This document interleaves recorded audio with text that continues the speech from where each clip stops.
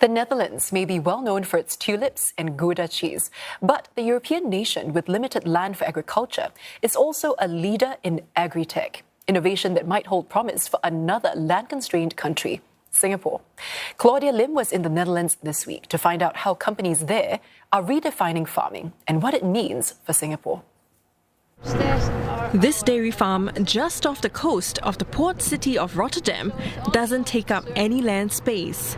It's the world's first farm that sits on water and runs on solar power and automation. We have a milking robot, for instance, on top.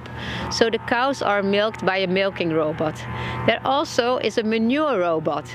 So the manure robot, it goes around and it soaks up the manure. Then it brings the manure to one corner and there it drops down in the manure separator. So it's all about sustainable farming.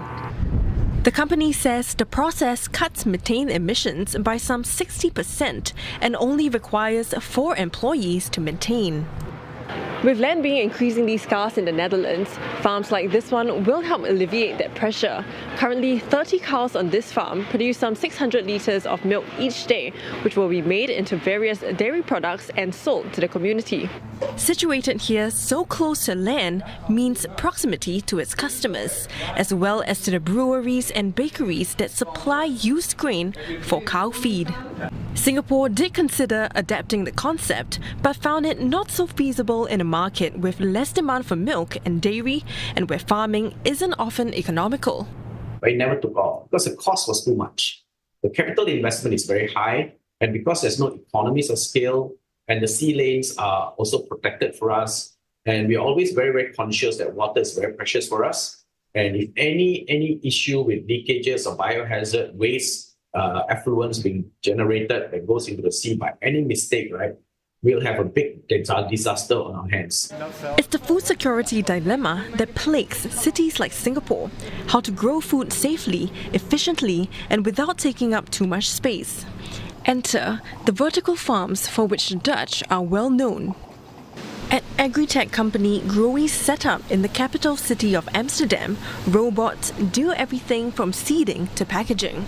It manages the whole farm for us, so if we need any info on any of the plants, we can easily log in from our phone, from our laptops, wherever we are in the world, and we can see exactly what's happening within the farm. And if we need anything, we can send the robots on a little excursion to look for what we need.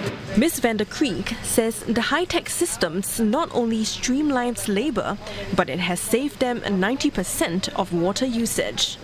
Growy is among global agri-tech companies laying down vertical farming routes in Singapore.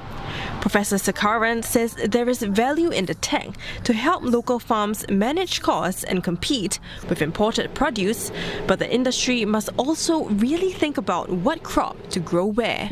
The problem is we actually have got all the farmers trying to grow the same crops and all going to the same market. If you want to do indoors, do high-value stuff, which will compete with high-value imports coming in because your cost of production is high.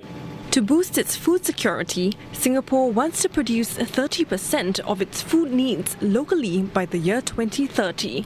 But experts say the country is still far from the target due to the high cost of domestic production and not enough demand and supply. Claudia Lim, CNA Rotterdam.